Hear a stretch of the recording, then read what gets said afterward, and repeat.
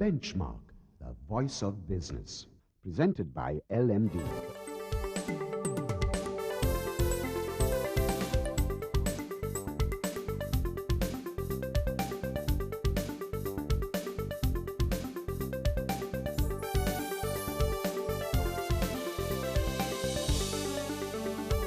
On this edition of Benchmark, the respected international economist and associate professor of Lee Kuan Yew School of Public Policy in Singapore, Dr. Razeen Sally, joins us on the program today as we discuss good governance.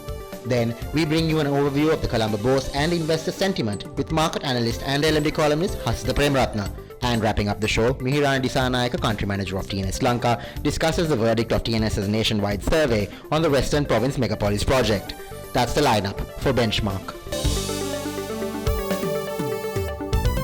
Hello and welcome to another edition of Benchmark. I'm Savitri Rodrigo. In our studio today is Dr. Razeen Sally. He's the Associate Professor of the Lee Kuan Yew School of Public Policy at the National University of Singapore. He's also the Chairman of the Institute of Policy Studies in Sri Lanka. Today he joins us to give his unique perspective on the topic of good governance in Sri Lanka.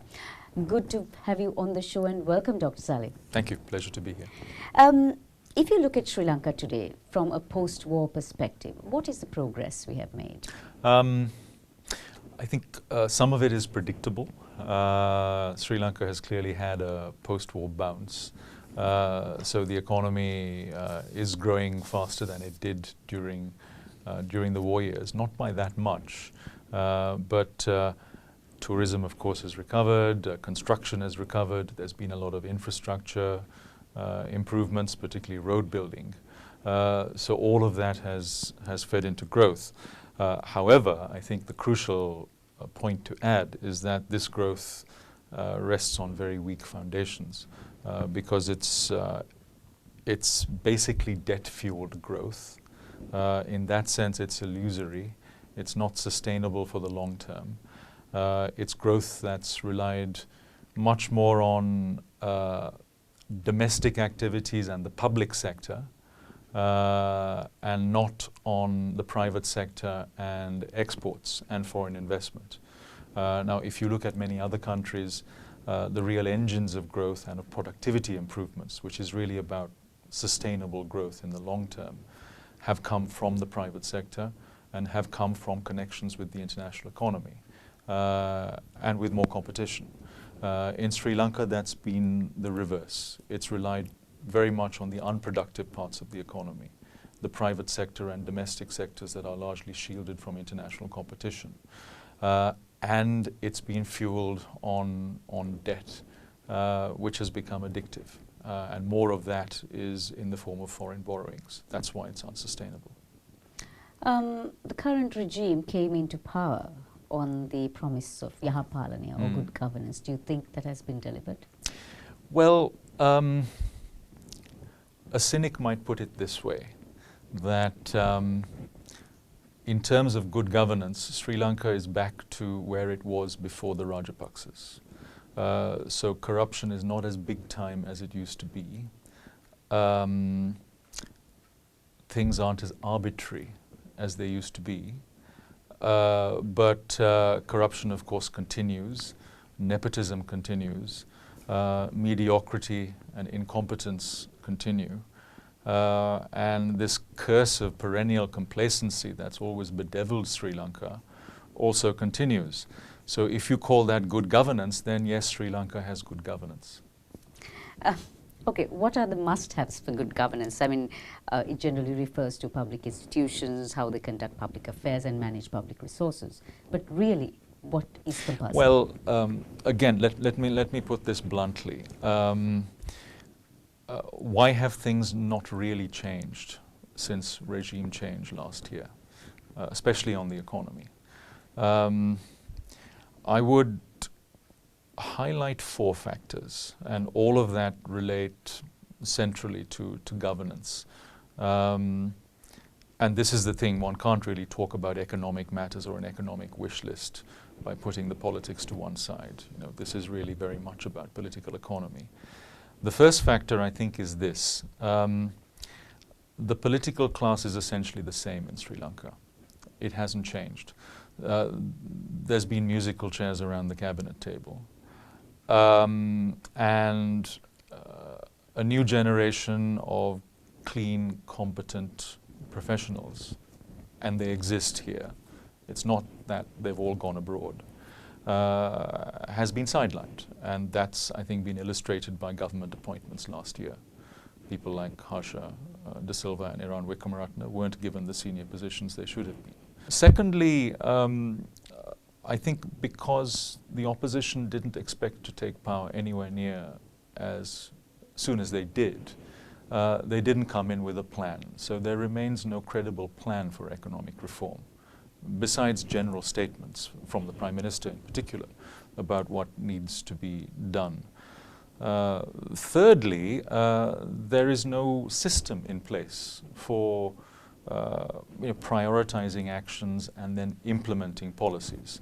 The highly centralized decision-making that existed under the Rajapaksas when key decisions were made by 3 or 4 members of the same family has collapsed into some kind of amorphous blob with different ministers saying different things, and of course the bureaucracy blocking left, right and center, so nothing gets done. And the fourth and final point I would make is that there's been no serious attempt to sell market reforms in particular to the Sri Lankan public. I'm thinking of ordinary Sri Lankans outside the Colombo bubble. And Sri Lanka is no longer the feudal or semi-feudal society it was. It needs the buy-in of people, including a sort of middle class. That's not just about Colombo. And that requires persuasion and consent.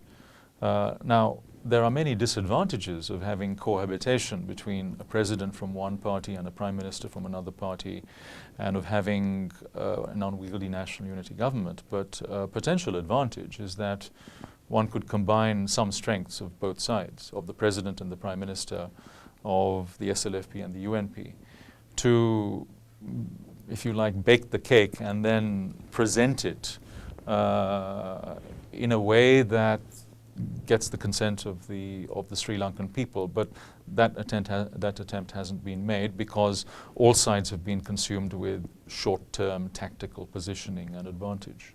You were speaking about a debt-fueled economy. We are in it now. How do we get out of it?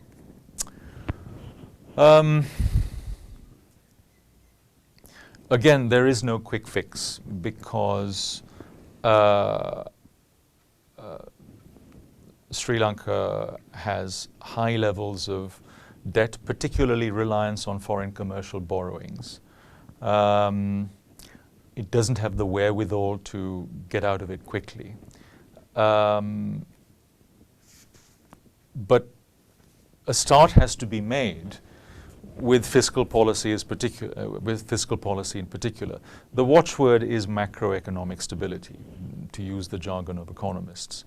And successive governments, actually since independence, have never really had a solid handle on keeping public finances solid, on keeping monetary policy tight, inflation low, on keeping the exchange rate stable, and so on. The Rajapaksas were very irresponsible on that front during and after the war, with both fiscal and monetary policy. And that irresponsibility, instead of being reversed, has continued, perhaps even accelerated, under this government. Monetary policy was too loose, effectively following the political arbitrariness of fiscal policy. Now, the new central bank governor, thankfully, recognizes that fault line and seems to want to correct it. That's the indication of his early statements and the recent interest rate hike. But the problem at its core is about fiscal policy in Sri Lanka. So as we saw with the 2 disastrous budgets last year, and even into this year, we see an emphasis on increasing public sector salaries, on increasing spending entitlements, which are very difficult to reverse, particularly in a democracy. There's more reliance on foreign commercial borrowing. There is extreme ad hocery with tax policy in particular. The tax system has virtually collapsed. Whenever a tax measure is introduced, all sorts of exemptions follow as a result of lobbying from politically well-connected interest groups. We shall continue our discussion, especially on the IMF bailout package, which we will talk a little bit more after the break. So we are chatting with Dr. Razeen Sally, Associate Professor of the Lee Kuan Yew School of Public Policy at the National University of Singapore. And as I mentioned, we will return with a small discussion on the IMF's bailout package for Sri Lanka, and also to ask Dr. Razeen Sally about the progress on Sri Lanka's foreign policy. Stay with us.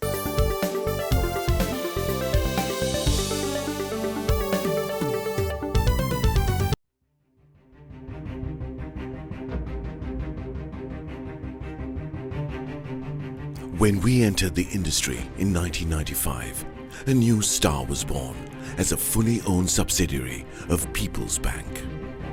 For those seeking to grow their businesses, PLC provided the seed.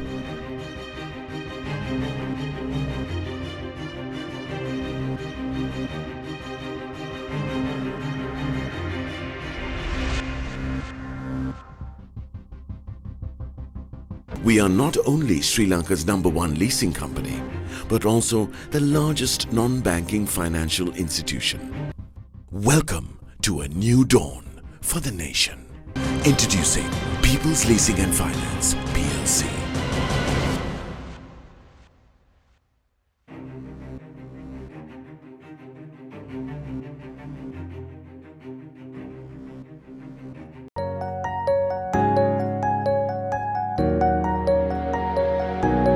We understand that savings provide for life's special moments.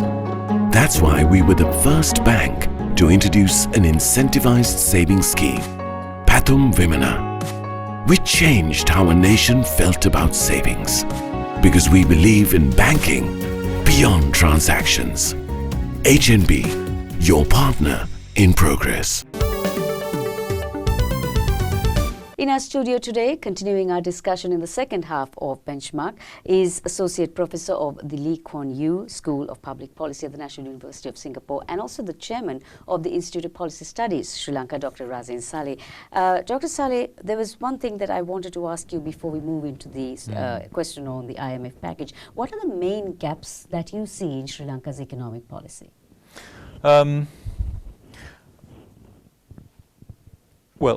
To begin with what we just talked about, fiscal policy is a mess.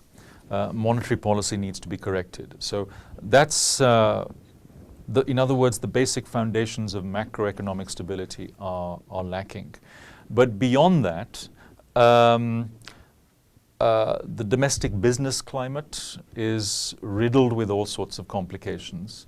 So there needs to be reform to make the business climate easier and simpler for businesses, private sector businesses in particular, foreign as well as domestic businesses. So far there hasn't been a start on that front. And the other major area I'd single out, particularly for short-term reforms, that's to say for the rest of this parliamentary cycle, is on international trade and investment. Sri Lanka is a pretty protectionist country. And it became more protectionist under the Rajapaksas. So it needs significant trade liberalization. It needs a much more open environment to attract foreign investors who can plug Sri Lanka into global supply chains. So again, in a nutshell, I think those are the problems with the economy and economic policy. Are you confident that some of the concerns we have will be addressed by this IMF bailout package? No, not really. One could argue that this bailout package is a short-term necessity given the dire state of public finances, and also given that global markets are different from what they were in the immediate post-war years. So it's much more difficult to borrow now at affordable rates on international markets. Money is tighter. Money is also fleeing back to safe havens in the West. It's exiting vulnerable emerging markets like Sri Lanka. So it's a more inclement global environment. That I think makes the IMF package have a certain logic. Now, the IMF package is only really going to work if there is follow-through by the government here. So a loan of $1.5 billion in successive tranches is only really about providing breathing space for the government to get its act together, particularly on fiscal policy. And attached to this package, in rather loose terms, are conditions. And these conditions are essentially, the heart of these conditions is very much about tax reform. So the first priority is for the government to undertake significant, indeed comprehensive tax reform to rescue the system from collapse, to get the tax take up to 15 to 20% of GDP, which would be roughly normal for a country at Sri Lanka's level of development, as opposed to close to 10% of GDP at the moment. Now, we've already seen tax reform unraveling because a VAT increase was introduced and then partially gutted by all sorts of exemptions, which of course has happened with previous tax measures in previous budgets. And then we saw the Supreme Court decision. We'll see what the political outcome of that will be. The culture of tax policy, which is of course the prerogative of the finance minister and the finance ministry, hasn't essentially changed. So I think despite the IMF package, the penny hasn't dropped, that things have to be done differently. And we need a different kind of tax system. And a different kind of tax system is not about giving more exemptions to this or that friend or crony. It's essentially about having consumption taxes, VAT in particular, and direct taxes on personal and corporate income that are simple and straightforward and have as few exemptions as possible. Because if you do it that way, even sometimes with higher tax rates, you will have a bigger tax take because there are fewer incentives to cheat and be in the black economy. You will bring the black economy into the white economy, the formal economy, as it were, and taxes will accrue to the exchequer. That's the way it works in Singapore and other places with functional tax systems. That's the way it should work here. That's the way it can work here. But again, it requires that political leadership to actually push those initial measures through. You did mention almost monopolistic conditions in the business climate and uncompetitive almost. When you do look at the business climate in Sri Lanka, the domestic one, what do you see and what do you think needs to be improved? There are some really difficult measures politically that I think will have to wait, perhaps for the next parliamentary term. That includes reforming labor markets, shrinking the public sector, also through privatization, getting the military completely out of commercial activities, among other things. These are just too difficult to deal with politically at the moment. But in the meantime, there's a lot that can and should be done. And I would single out a couple of priorities. One is essentially domestic business climate issues. There's just too much red tape and with it too much corruption. So there needs to be a radical simplification of the licensing and approval system. You need a genuine one-stop shop, not just for foreign investors, but also for domestic investors, so that you have, say, one ministry or agency to go to and not a multitude of them to get your approvals. A start could be made on that. I hope a start will be made on that before too long. The other priority I would single out is, as I mentioned before, trade and investment liberalization. So I think we need to get rid of a lot of import duties. We need a radical simplification of the import tariff structure. We need big improvements in customs to get rid of a lot of discretion and corruption. A lot of that can be done by simply putting things online. There's much more of that digitization that can be done. That's resisted by parts of the bureaucracy for obvious reasons. Sri Lanka needs to negotiate new trade agreements. Yes, we have ongoing negotiations with India and China, and one coming up with Singapore. But these are worthwhile, but not likely to make a big difference to the economy.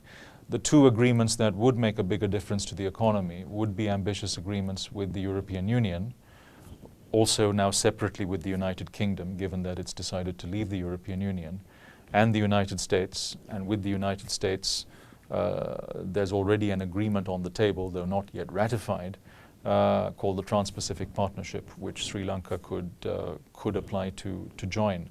So I would raise the bar on ambition on both domestic business climate issues as well as on trade issues. What about our foreign policy? How much progress do you think we've made? Here I think probably more progress than on the economic front, although I say this as an amateur because I'm not a foreign policy expert. I think the key thing is this. Foreign policy was very unbalanced under the Rajapaksa regime. China was first friend, and Sri Lanka alienated its traditional friends, India, the United States, and the European powers in particular. Since the change of government, we have seen a welcome rebalancing of foreign policy.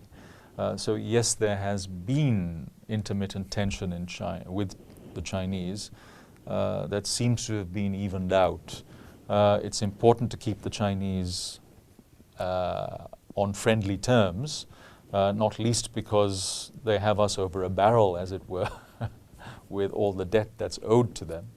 And they certainly can be of use, not least through their infrastructure initiatives. But it's very welcome that Sri Lanka now has, again, warm and friendly relations with India, with the United States, with the European Union and its major powers. That's important in geopolitical terms. I think Sri Lanka needs to have balance among the major powers, particularly given where it is.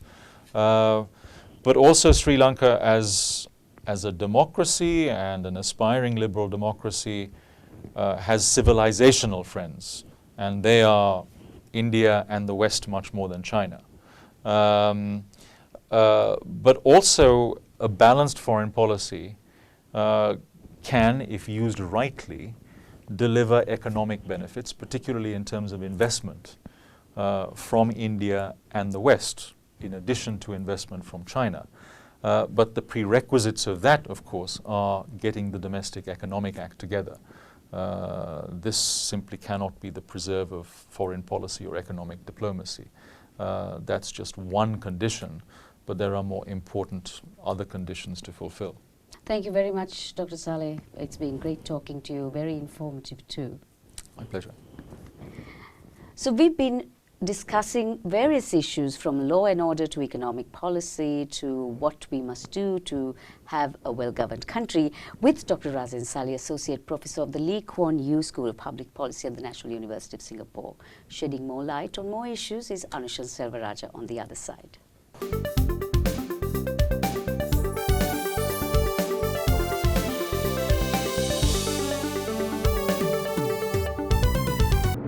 Sri Lanka's #1 leasing company is now the nation's largest and highest rated finance company with 2 international ratings. Let us move the nation as one with People's Leasing and Finance PLC.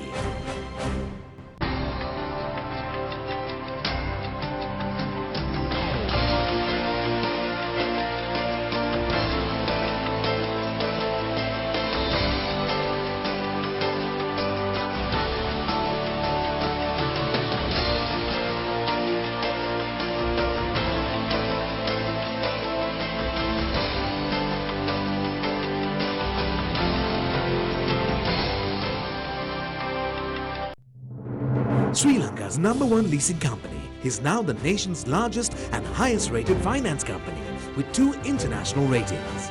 Let us move the nation as one with People's Leasing and Finance PLC.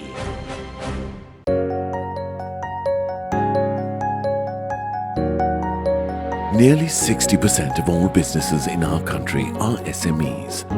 Some of our most growth-oriented financial solutions have been customized to serve this sector. That's why we have invested over 500 billion rupees to support the backbone of our economy. Because we believe in banking beyond transactions.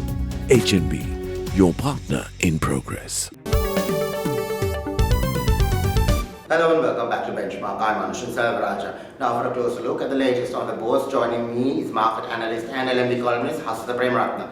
Welcome back to the show, Hasida. Now just to start off with, give us a brief overview of how the bourse is performing at this point of time.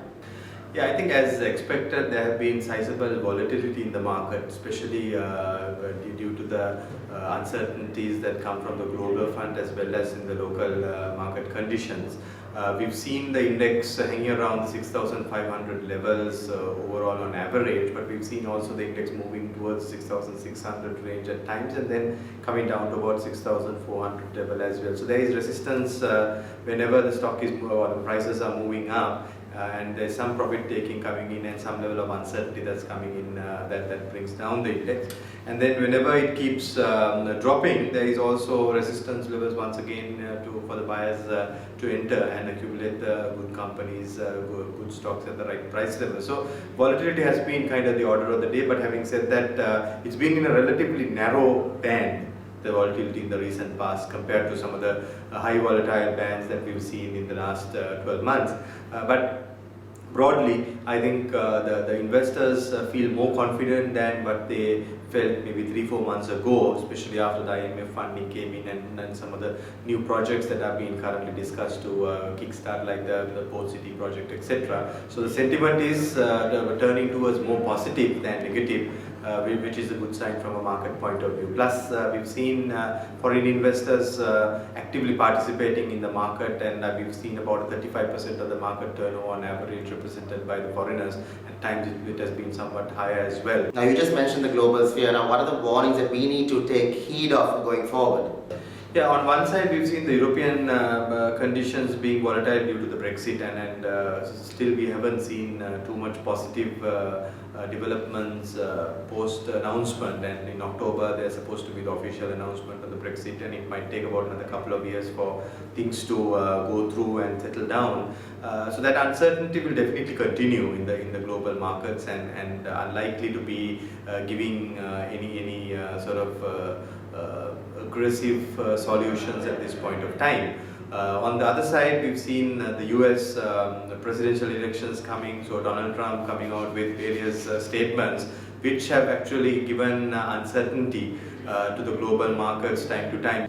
Apart from that, if you look at the broader fundamentals of the Chinese economy, we've seen somewhat a slowdown in the growth levels, and also there have been concerns about the property sector of Chinese economy going through some kind of a bubble. So this put together have created a series of uncertainties in the global markets, which the global investor is currently going through, and that has an obvious ripple effect towards Sri Lankan market as well. So based on what you said, Hasida, what would be your projections of sorts for the bourse in the near term? I think the volatility is likely to continue because nothing much has changed from a fundamentals point of view, whether it's a global arena or the local scenario. Locally speaking, I think there is more certainty coming in, more clarity coming in, and particularly with new investments being spoken about. I think with these projects, if they show signs of kickstarting faster, at least in the next 3-4 months, we should see the foreign investors actually getting more activated, and even the local investors then will rally around, and we should see more positive direction in the market than what it was in the previous 9 months of this calendar year. But having said that, again, there are structural changes that are required in the economy.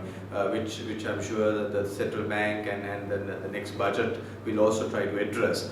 So these areas, how the policy framework will be looked at is very important from investors' angle, because that will have a contribution toward the longer term fundamentals of the economy. But overall, I think the things look more positive than what it was in the last 3 to 4 months in the market conditions. So we should expect the overall trend to be more positive, but volatility is likely to continue. Thank you very much for joining us. Thank you.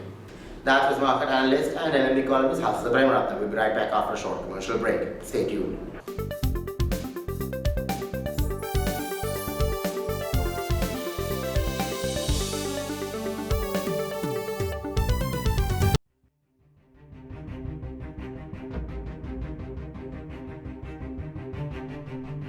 When we entered the industry in 1995, a new star was born as a fully owned subsidiary of People's Bank.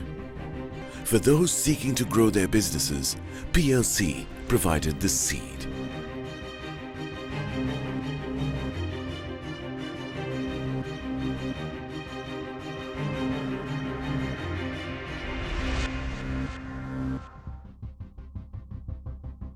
We are not only Sri Lanka's #1 leasing company, but also the largest non-banking financial institution.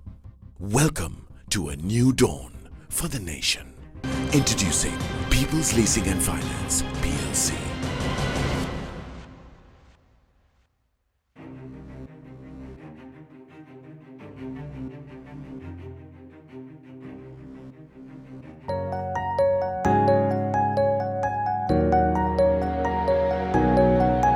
Gami Pubudua, our microfinance offering, makes it possible for the youth of this country who have a viable business plan but lack the funds to realize their dreams. We are committed to grassroots level entrepreneur development because we believe in banking beyond transactions. HNB, your partner in progress. Hello and welcome back to Benchmark. I'm Anshan Selvaraja. Now for a closer look at the latest on the LMB TNS survey, joining me is the country manager of TNS Lanka, Mihirani Disanaika. Welcome back to the show, Mihirani. Now just to begin with, give us a brief overview of the survey. This time study, we focus to understand people's opinion and their views about the megapolis project and how it is going to bring benefits to the entire country as a whole. Now according to the poll results, Mihirani, is the megapolis project necessary? It's kind of having mixed opinion. So if you look at the survey results, around 47% believe that yes, it is something important for the country, with the hope of bringing the right development and that infrastructure to the city, while another 43% believe that it's something not really necessary for the moment, probably it's going to waste money. So what would then be the pros and the cons of this? Actually, it is interesting to see people's expectation out of this project, even though they have mixed opinion. More than 6 out of 10 people believe that it's going to create a lot of job opportunities, while another majority believe that this is going to give that attractiveness to the city as well as a lot of infrastructure so that we can attract foreign investors to the country. On the other side, they tend to believe that will this have another burden to the country financial situation, will it be another debt? Finally, Mihirani, now it's a large scale project. Now, will this project be completed sans any corruption, so to speak? Just around 14% believe so. Majority believe that when we take it forward, there will be some influence of frauds and corruptions in this project as well. Thank you very much for joining us, Mihirani. Thank you. That was the country manager of TNS Lanka, Mihirani Disanaika. Thank you for watching Benchmark, and we hope to see you again next time.